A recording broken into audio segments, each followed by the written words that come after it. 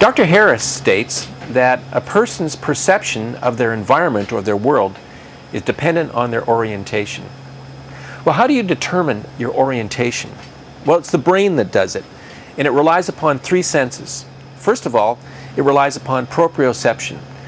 Proprioception means that we have these sensors, these force and moment sensors, in the major joints of our bodies, such as our neck, our knees, our ankles, even the soles of our feet, that can sense our orientation and give us a perception of where our body is positioned with respect to the rest of ourselves.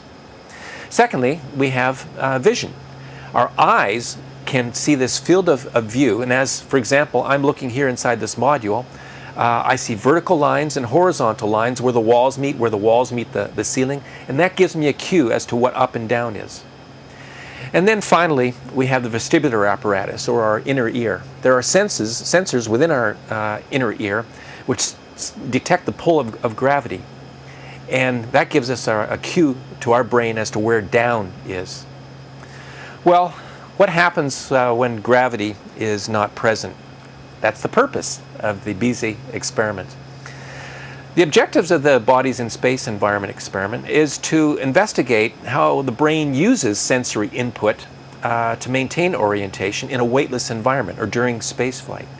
And secondly, if the brain does use this altered sensory input in a different way, what's the time course of the changes during spaceflight?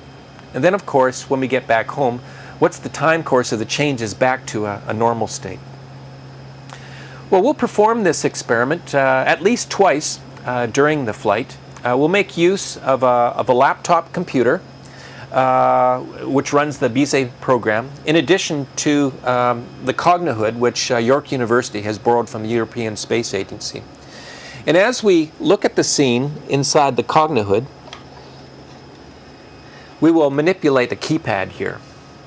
When we look inside the Cognihood at the laptop screen, we will see a background image. And this background image, from image to image, will be rotated one way or another. Superimposed on top of that background image is a letter.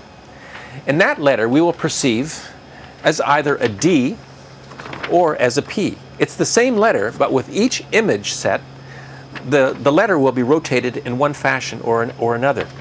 And at some point, a D becomes a P. And our job as astronaut subjects is simply to report whether we see a D or a P. And by doing this, York University will be able to determine the importance of vision compared to body in the absence of gravity and our ability to maintain orientation. Well, of course, we've also performed this experiment a few times before flight, and we will perform it a few times after flight as well. We've been told that our astronaut subjects' perception or our use of body, vision, and gravity is just like the normal population. But I sense that Dr. Harris is pretty excited about the in-flight results we've had so far. He's actually asking for additional data takes in flight.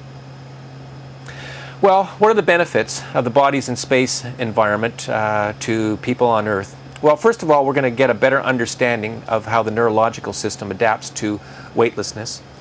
Also, we'll learn how human beings use sensory information in a disorienting environment. So, for example, pilots who fly in bad weather conditions without reference to the ground somehow manage to maintain their orientation and fly the spacecraft. How do they do that? And then hopefully the results from the Bodies in Space Envionment experiment will allow us to better understand how certain patients who are blind, or patients who have diseases of their vestibular apparatus, or patients who don't have strong body cues, how they manage to maintain orientation. Or perhaps we can come up with treatments for them to help them do so. Well, so long from the International Space Station. I hope you've enjoyed learning a little bit about the Bodies in Space Envionment experiment. So long.